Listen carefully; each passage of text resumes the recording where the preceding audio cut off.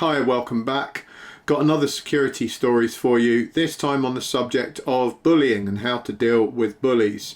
I dealt with quite a lot of that during my time in security and outside of that as well. I get asked a lot of questions about it from people that possibly are getting bullied or just want some advice if they ever come across that on how best to deal with it. I had a few tactics that I used to use quite successfully, so hopefully they work for you guys as well. My biggest issue with bullying is actually the way it's portrayed in media and in film. You know, the trope of the classic bully tale where you've got this sort of underdog guy who's always depicted as being a bit weak and a bit puny, and then the classic sports jock bully that's muscular and much physically larger. He comes in, you know, bullies either mentally, physically or both the underdog, and in the end the underdog has enough, kind of lashes out, and he ends up winning. You know, the bully falls on the floor, everyone laughs at him, and the underdog's the hero, or some sort of version of that. That's actually far from the truth. I've seen people oftentimes in clubs and pubs try and reenact that, you know, especially after a few beers. You get someone who's quite big and pushing their weight around, they're kind of bullying or intimidating, often just verbally, someone else who's not that big, and then that someone else sort of thinks, right, you know, I'm going to see red in a minute, and then they decide to reenact that classic trope, and then they get their arse handed to them and they get smashed to pieces, and then they get sent to hospital. So that's not a great tactic for bullying. You know, if you just have in your mind this fantasy that if someone picks on you, you're going to at some point be able to lash out and deal with them, then that is what it is. It's a fantasy. You know, you need to develop some mature strategies that actually have a chance of working. So we're going to go through some of those now to hopefully keep you guys out of hospital. So my favorite strategy of all, and this is only if you can do it, is not to be around bullies. You know, that's the most successful strategy. Most bullies are not particularly great people. They're not successful people. They have to bully others for a reason. They're generally bullying other people because they lack things in their own lives. You know, they haven't succeeded where they've wanted to succeed. Maybe they haven't had the adoration and kind of praise from parents. They haven't done well in their careers. And the only way they can get around that mentally is to make other people feel bad so that they feel good. So you generally find those kind of people in pretty unpleasant places. You know, you don't normally find them hanging around the library. You don't normally find them at any sort of intellectual seminars. If you go to seedy nightclubs and rough pubs, you're definitely going to come across some bullies. And there's an obvious way around that, which is just don't go to those places. I've said it before in most of my defense videos. You know, your best option in all of this to avoid violent confrontation is just not to be around the sort of people that commit violence or go around bullying people. So that's the easiest thing. It's not always possible because sometimes we're forced into a situation where you have to be at an event, you have to be at a certain place because you've got some sort of responsibility. Maybe you work there, maybe you've been invited to some sort of thing that you can't get out of, a wedding or whatever it is, and you are kind of stuck there. Or maybe all your friends go there and it's just a lot of peer pressure on you to go as well. You don't want to miss out, so you tag along. I understand that.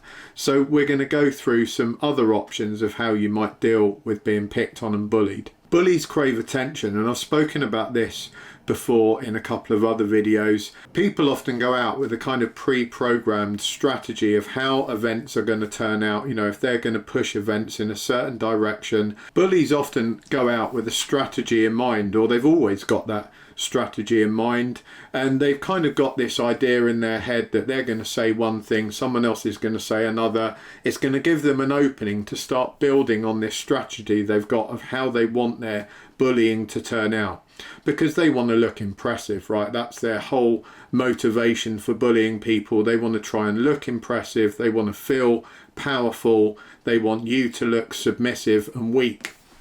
And in order to do that, they've generally worked out a strategy to make that happen.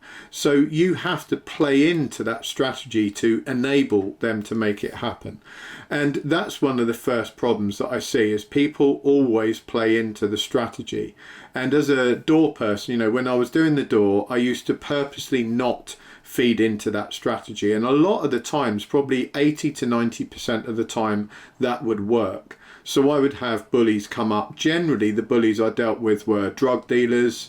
They would come to the door wanting to get in. They were often known to the doorman. They were known around town as being, you know, notorious drug dealers that had records of violence and intimidation. And they would come up to the door and sort of, you could see that they wanted to come in, but they kind of knew that you knew who they were. So they were expecting you to stop them. And they would say, you know, what do you mean I can't come in? You know, that was always the beginning of the conversation. And I would just say, you can't come in. And then generally I would start talking to someone else. I would even turn my back on them slightly. Now, I must emphasize there, I wouldn't completely ignore them, because I want to know what a predator is doing around me. I'm not going to just completely take all my senses away from that person so that he can then bosh me over the back of the head. But I would kind of turn away a little bit, take my attention away from that bully, because he's generally with other people. Most of the time when I met these bullyish type guys, if I met them on their own, like I had this a lot in gyms, right?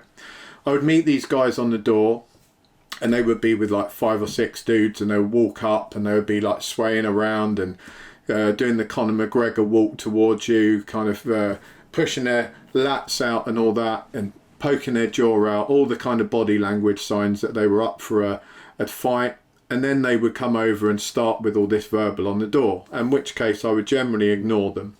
Now, they were full of it then, but then when I met these guys in a gym and they were on their own, they would come over and smile, totally different body language, and say, oh, I remember you, I've seen you on such and such a door, and they would be a different person altogether. So they had this kind of acting worked out. It's hard to work out which one of those people they actually were. I think we're all multifaceted people depending on the context of the situation. You know, if you drop a doting, caring mother into the middle of a war zone and she has to protect her children, she's probably not going to be that doting, caring mother. The context of the situation changes who she is. And the same with bullies. You know, in the context of the club, they were this intimidating, nasty character. Take them on their own in a gym when they didn't have the backup and they didn't have a couple of beers in them, they were a little bit more submissive themselves. So these guys would come up and I would just not give them the time of day, and they would try desperately to get me to enter into conversation with them. You know, they would be tapping me on the shoulder, "Oi, mate, mate, mate." And it wasn't because they really liked me and they wanted to have a nice chat. They wanted me to enter this kind of, it was like an acting thing. You know, they wanted to act out this screenplay and they wanted me to be the other person in the screenplay. If you just don't be that other person, then it's very easy for them to kind of lose interest and walk away. And that was the best way I had for dealing with these guys. And you've got to be kind of careful about how you do that, because I've also seen that strategy played really badly. I've seen a lot of police play this strategy. When I saw security and police officers get really scared and uncomfortable, they would start pretending to look at their phone or pretending to write something in their notes. That's not going to work. The bullies are going to very easily see that, because these bullies might be a bit thick sometimes, but they're generally, you know, studying human movements. They kind of know what looks frightened and what doesn't, like a classic predator. A lot of them have been brought up in pretty unpleasant situations, and as children growing up, they've probably witnessed a lot of this manipulative behavior, predatory behavior, so they've had a long time to study this kind of thing. So if they're experts at anything, it's spotting weakness, it's, you know, flaws in human behavior, it's violent situations that are about to happen. So never underestimate their ability to do that, but just try and make yourself busy in a way that you normally would, so it's not blatantly obvious that you're turning your attention away from them. And usually I was working in a busy club, I would start talking to some girls near the door, and if the bully, you know, kept on at me and said, hey, why aren't you talking to me? I'd say, well, I got 3 beautiful girls here, buddy. You know, I'm going to be talking to them. We're done with our conversation. Now I'm going to talk to some girls because they're much nicer than you to talk to. And I would just divert my attention back to the girls. Or I'd talk to another member of staff about something that was going on in the club, and the bully would say, hey, why aren't you talking to me? You know, give me your attention, blah, blah, blah, start shouting and mouthing off. And I would say, mate, I'm busy. I'm talking to this guy over here. You know, go and bother someone else. And if you just take the attention away, they kind of switch off. They'll often then switch it over to someone else. Unfortunately, that's often someone nearby. So we have to kind of monitor that as well, because a lot of the times you would directly see these bullies straight away move to another area and just start picking on someone because it hadn't worked with me or it hadn't worked with one of my colleagues. Oftentimes they would do it immediately to one of my colleagues. So if you were the smaller doorman of the group, you know, they would generally work their way through the door team if they could. They would have a go at me. I would sort of not give them the time of day. They would move on to the next doorman, and they would then complain about me a bit, but then start harassing and trying to intimidate the next guy down the line. And that's a lot of how these guys operate. You know, their main job is to intimidate. In order to be intimidated, there's 2 ways they're going to do that. 99% of the time the intimidation is verbal. They're going to try and win over psychologically. So I saw this countless times of bullies that would turn up on the door and they would say, mate, do you know who I am? Or do you know who my dad is? Do you know who my brother is? Do you know what gang I'm with? And they would then go on to tell you about all this horrific stuff that they had done, or their family or their gang had done. And they were all from very unpleasant backgrounds. You know, they were from bad families. And if you listen to enough of their stories, you would maybe start to feel pretty intimidated. And even worse, there would be other people around that weren't connected to the bully that would then start talking in your ear and say, you got to be careful with that guy because I've heard this and I've heard that.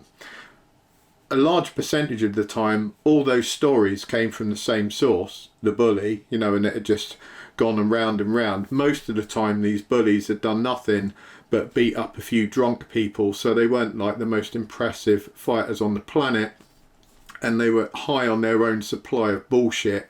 So if you gave them the attention and you gave them that 2-way conversation, they could then feed in a load of kind of psychological damage to you, you know, that you would start then getting nervous and thinking, oh man, this guy's you know, a horrible piece of work. He could do this, he could do that. And they would tell you things like, oh, if you don't do what I want, you know, I could come around and burn your house down, and all this horrific stuff. But you needn't have entered into that. You needn't have let yourself have those psychological issues. You needn't have worried about those things if you hadn't have let them talk. You know, you have to let someone talk at you. That's like a consenting situation, that if I consent to let someone stand there and threaten me for long enough, at some point it's going to have a psychological toll on me, and I just don't consent to that. So I would tell them quite blankly, you know, I'd say, look, I'm not interested in any of your stories. I'm not interested in where you're from. I'm not interested in your mum and dad. I'm not interested in your brother and what he's doing in prison. Go and tell someone who cares. I don't care. A lot of the time that would work. I would caveat that with saying that that's quite insulting. So you have to be pretty confident in yourself and your abilities to deal with the situation if you're going to do that, because at that point it's quite likely that the bully may physically attack you.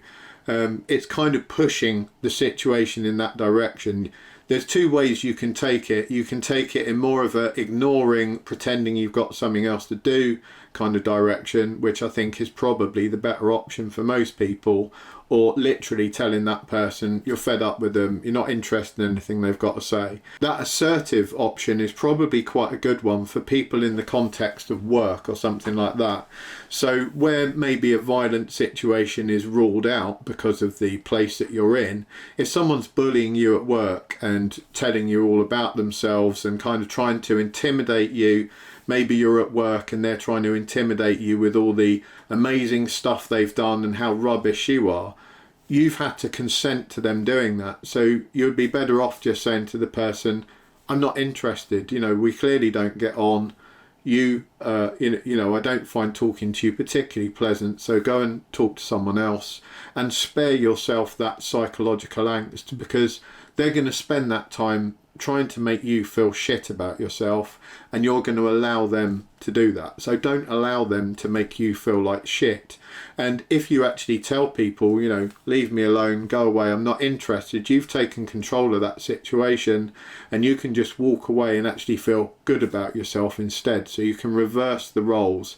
They will leave feeling frustrated and maybe a little submissive because you've managed to verbally take control of the situation and move away from them. Humour can always be a great one for bullies.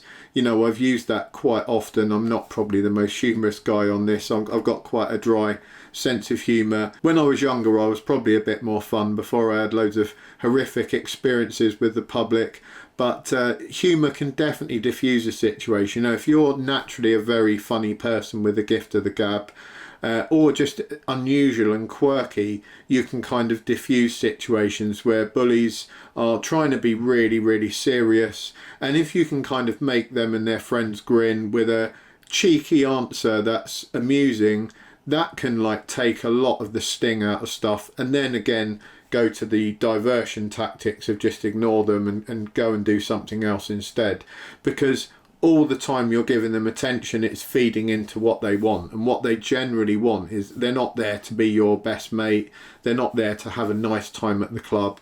These people are there to cause trouble. And you have that feeling when they walk over. You know what kind of people's intentions are as they walk up to you. You have that feeling. Trust your gut instinct on that one. Sometimes you're proven wrong, but in these security situations, you're better off to err on the side of caution, and maybe 1 out of every 10 people you're wrong, and actually it's a nice guy that you misjudged and you were a little bit standoffish, rather than just being super nice to everyone and then getting walked all over. I also used to use just being really unusual, doing things that the bully does not expect, which again is part of this role play thing that I'm talking about, where the bully has this role play in his head that he's going to try and get you to play into.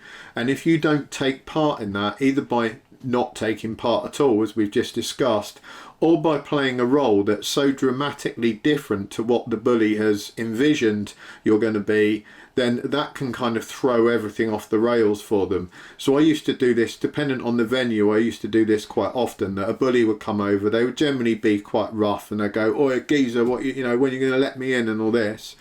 I would put on my absolute poshish accent and say, "Oh, I'm dreadfully sorry, chaps, we're having a private do tonight, it's just not going to work out for you." And then they would tease me a little bit. "Who the F is this guy? Listen to his stupid posh accent. Oh, I bet he went to a posh school," whatever. I would start looking busy and do something else. And if they asked me any more, I would sort of brush them off with a couple of posh sounding quips, try to be a bit witty, a bit articulate. A lot of the time you can actually say things that are so articulate they don't even understand what you're talking about. That is a pretty quick way to get rid of bullies. If you can make them look stupid without actually insulting them, they leave fairly quickly, because you're totally taking the carpet away from underneath them. They're going to start looking pretty idiotic in front of their mates if you use long words that they don't even know what they mean. A lot of the time they'll even say that. They'll say, "Mate, I don't even know what you mean. You're talking such big words to me."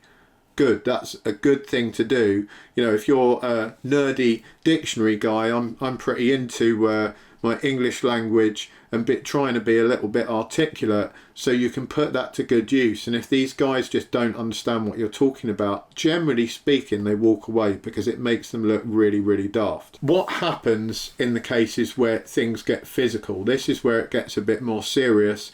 It's quite unusual, and I've discussed this before, it's unusual for people to just come over and be extremely aggressive all of a sudden. I've occasionally had that. Generally the people were mentally ill, but it's few and far between.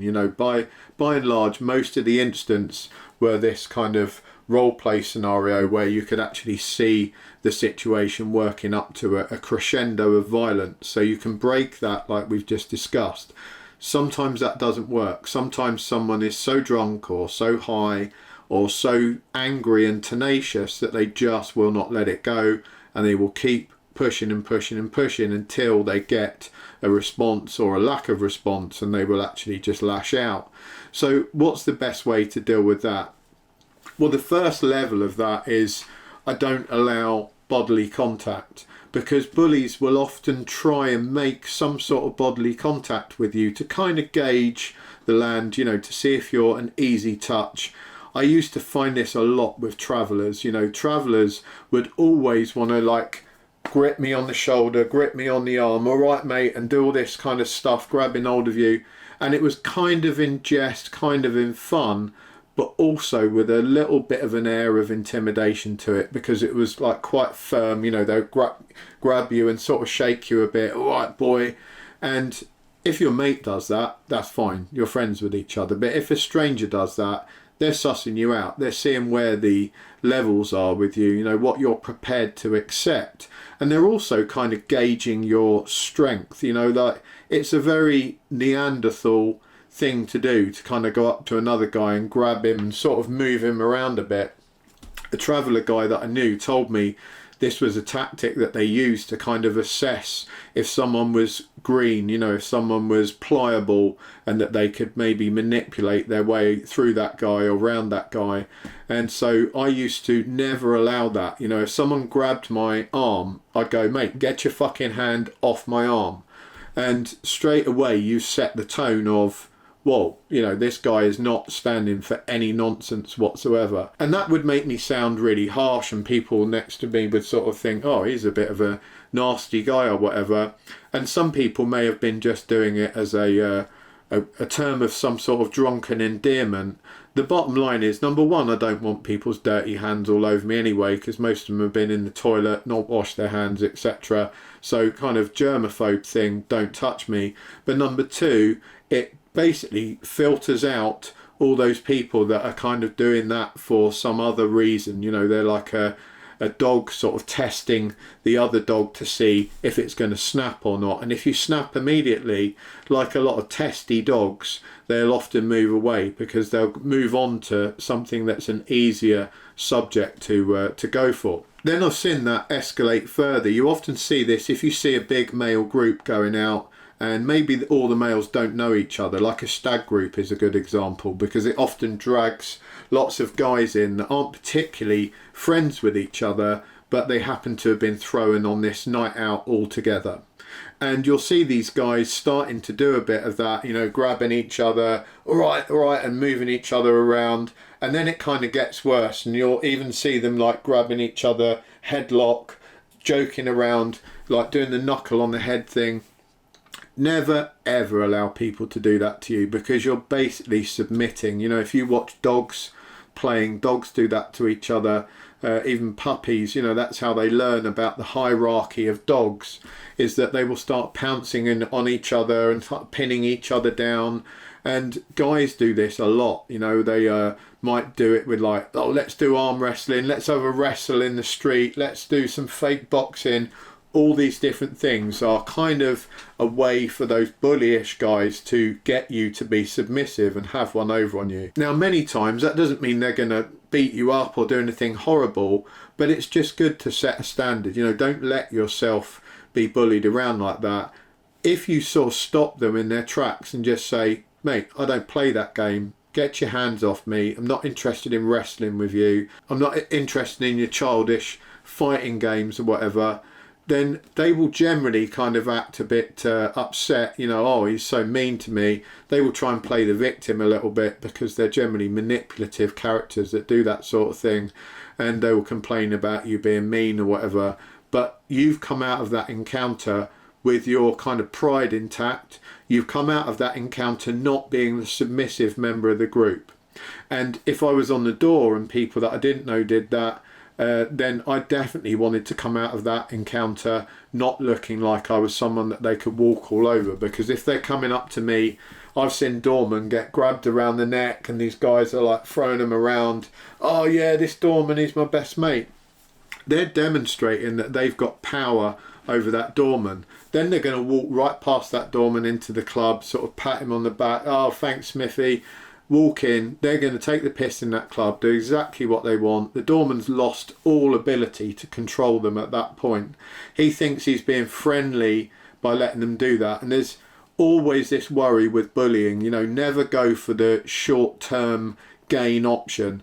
The short-term gain is to let them get away with a little bit of stuff at the beginning, thinking that that's somehow built you some rapport and it's saved you from anything worse. You've actually opened yourself up for worse stuff later at the end. So if you've let him walk by and knuckle you on the head and kind of grab your arm and shake you about a bit and say something slightly derogatory to you, all that's going to happen is later that's going to be way worse. And it might not be later that night, it might be the next week or the next month, but at some point you're going to pay the price for allowing that little slip up at the beginning. Whereas if you actually kept your chin up, didn't allow that, looked him straight in the eye and said, get your hands off me, then you're going to set the scene for what you expect from that person later on.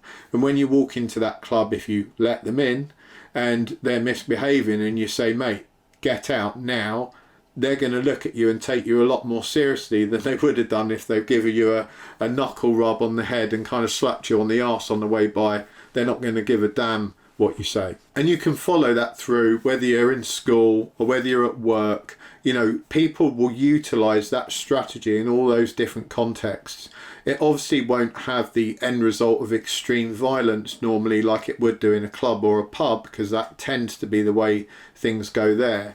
But you see this in workplaces. I've certainly seen it in offices and things like that, that you get a guy that's kind of going around, you know, being a bit over touchy, pushing people around, other guys normally, and even women doing it sometimes, you know, sort of pushing their weight around and just dominating other people physically and mentally.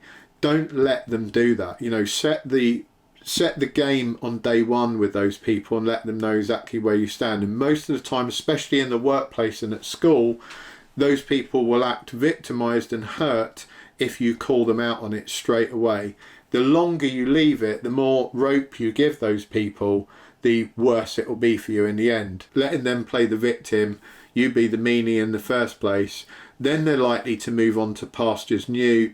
They'll probably try and befriend you at that point and say, oh, you know, you're really nice, I'm sorry about that when I first met you, oh, we had this misunderstanding.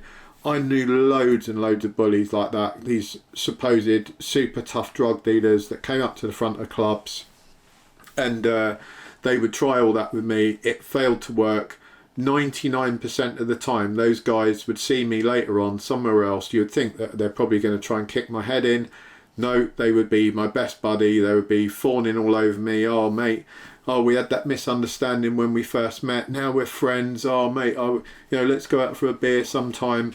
Pretty much all happened like that, because none of those guys really wanted to have a fight with me directly. You know, none of those guys particularly wanted to sort of have a one-on-one. They just wanted to peacock, show off to their mates, and probably have a big pile on. If they started with me, then all their mates would sort of get a dig in as well, and they'd probably beat the crap out of me. Then they could all walk away feeling cool, and the chief bully would still be the alpha of his group. And it doesn't matter how big or small you are, because people often say, oh well, you can get away with acting that strategy or being like that because you were X big or whatever. But hey, I'm only 5'9". Yeah, I was fairly wide at that point, and I'm still not a small guy now, but I've seen lots of these things occur with all different sizes of people, and it's the psychology that's important, not the size of the person. If you can be confident, if you can look someone in the eye and confidently say things to them and mean it, that goes a long way. I mean, I've seen bullies, huge bullies, get in real big trouble with some quite small guys. I remember one encounter when I was about 20. I was in the front of a pub. It was on a seafront on the south coast, and a notorious drug dealer came up to the front of the pub. He wanted to get in, and I said, sorry mate, you can't come in. I was the only doorman on duty, because a lot of the time we were single man in these places when I first started. Not ideal. And I said, you can't come in. He's saying, why not? And his eyes were kind of crazy big, so he looked like he was off his face on something. He was a local coke dealer, and he'd stabbed a couple of people. He had a bit of a bad reputation, and I said, look, I know who you are. I named him. I said, you can't come in. He was trying to say he wasn't that person, but obviously he was. And a guy that I knew from inside came out, and this guy was small. You know, he was probably 5'4", skinny, didn't weigh much at all. And this drug dealer guy called me a rude name. He said the C word, said, you know, a load of stuff about my family. And this little guy sort of took it upon himself, because he liked me, this little fella, and he said to the guy, what are you saying? You know, and the drug dealer started talking back to him, and he said, come here and say that. And as he did, the little guy pulled a razor blade out from his pocket and cut the drug dealer across the throat. It didn't kill him. It was, I say, a mild cut. It was a serious cut, but it didn't, you know, it didn't sort of drain out of blood immediately. We got a hospital treatment. We called an ambulance. He got taken away, and the little guy ran out the back of the place and disappeared. I actually lost my job over that, because it was not my fault. I didn't do anything. I was just stood there. I was kind of as shocked as everyone else, but the managers were annoyed that I kind of knew this little guy.